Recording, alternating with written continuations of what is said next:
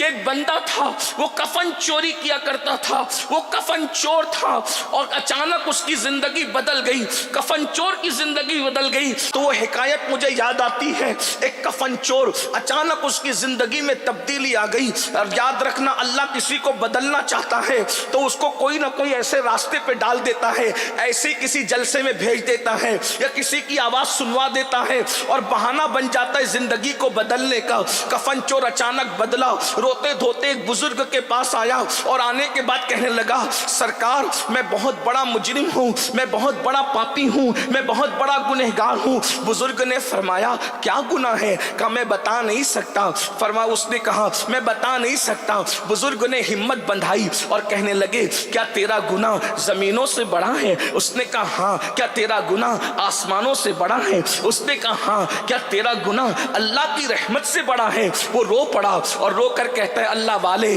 اللہ کی رحمت سے تو میرا گناہ کبھی بڑا نہیں ہو سکتا، لیکن توبہ کرنا چاہتا ہوں۔ بزرگ نے کہا پھر توبہ کر، لیکن یہ تو بتا آخر تو توبہ کیوں کر رہا ہے؟ توبہ کرنے کی وجہ کیا ہے؟ وہ کفن چور کہتا ہے حضور میں نے آج ہی 5 قبریں کھولی تھی اور 5 قبروں میں اللہ نے مجھے اپنی نشانی دکھائی، بس اسی نے میری زندگی کو بدل دیا۔ اب ان 5 قبروں کا حال سنیے اور گفتگو مکمل ہوتی ہے۔ وہ جوان کہتا ہے حضور میں نے جب پہلی قبر کھودی، جب میں پہلی قبر میں کھود رہا تھا تو میں نے جب پہلی قبر کھودی تو پہلی قبر کھودنے پر میں نے کیا منظر دیکھا کہ اللہ اکبر، وہ جو اندر مردہ ہے، اندر جو مردہ ہے اس کا حال یہ ہے کہ اللہ اکبر اس کا منہ قبلے سے پھرا ہوا ہے، یعنی اس کا چہرہ جو ہم مرتے وقت قبر میں لٹاتے ہیں تو چہرہ قبلے کی طرف کر دیتے ہیں۔ وہ کفن چور اپنے پیر سے کہتا ہے، اپنے مرشد سے کہتا ہے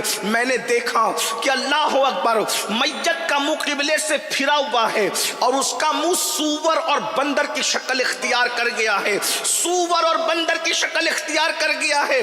اللہ اکبر، جب میں نے یہ منظر دیکھا اور قبر میں آنکھ بھڑک رہی ہے، یہ منظر دیکھ کر میں کفن چرانے کی بجائے بھاگنے لگا تو غیب سے آواز آئی او بھاگنے والے، کیا تو نہیں پوچھتا کہ یہ جو قبر کے اندر چہرہ قبلے سے پھرا ہے، سور اور بندر کی شکل قبر میں اس کی ہو گئی ہے اور چہرہ قبلے سے پھر گیا، قبر میں آنکھ بھڑک رہی ہے، اس کی کوئی وجہ تو ہوگی۔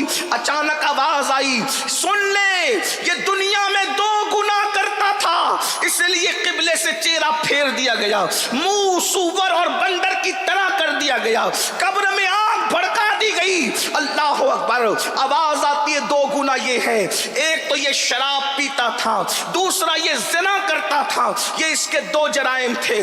یہ سناٹا قبرستان کا تمہیں دھوکے میں نہ ڈالے، قبرستان کے سناٹے سے دھوکے میں آنے والوں اندر سکون نہیں ہے، اندر سناٹا نہیں ہے، یا تو کوئی جنت کے مزے لوٹ رہا ہے یا تو کوئی جہنم کا کتا بن رہا ہے۔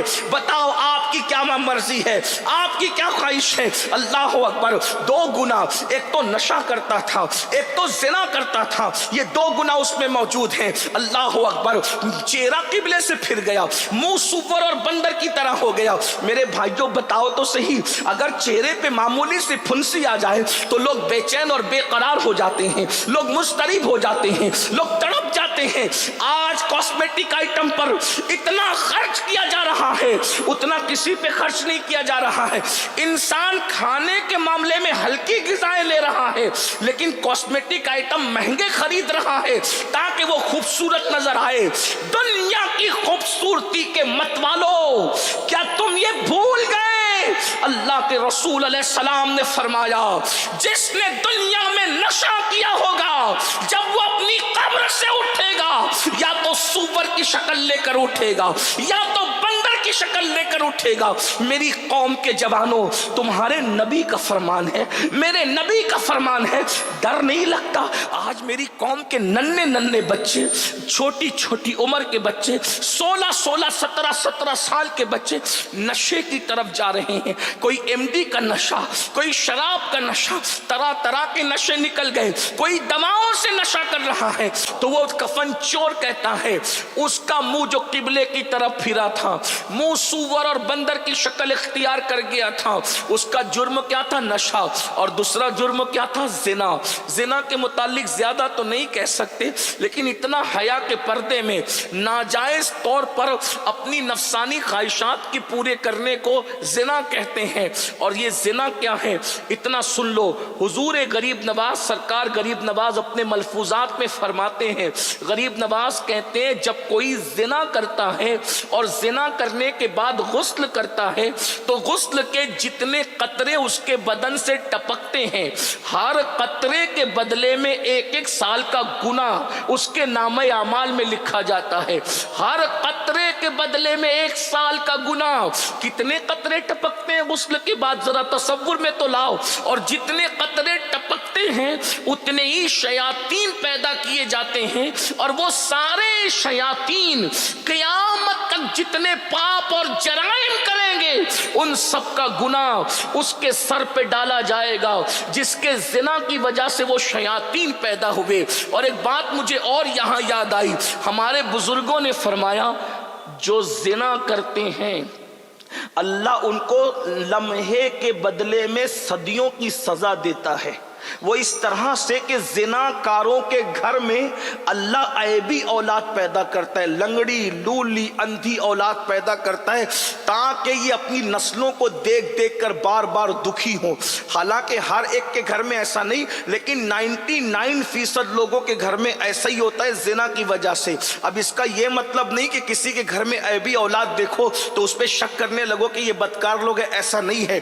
1% लोगों के घर में अल्लाह ऐबी औलाद इसलिए देता है ताकि अल्लाह उनके दर्जात बुलंद करे, उनको मकबूलियत अता करे। तो याद रखना, जरा गौर कीजिए, आज गंदी फिल्मों की वजह से, जिना की फिल्मों की वजह से, गंदी पिक्चरों की वजह से आज हमारे लड़के और लड़कियां जिना को फैशन समझ रहे हैं। लेकिन मैं उनके सामने ये बात रख दूं, कब्र में जाना है, कब तक जमीन पे दंदनाते फिरोगे, कब तक जमीन पर पाप करोगे, कब तक अल्लाह के गजब को दावत दोगे, कब तक उसके गजब को चैलेंज करते रहोगे।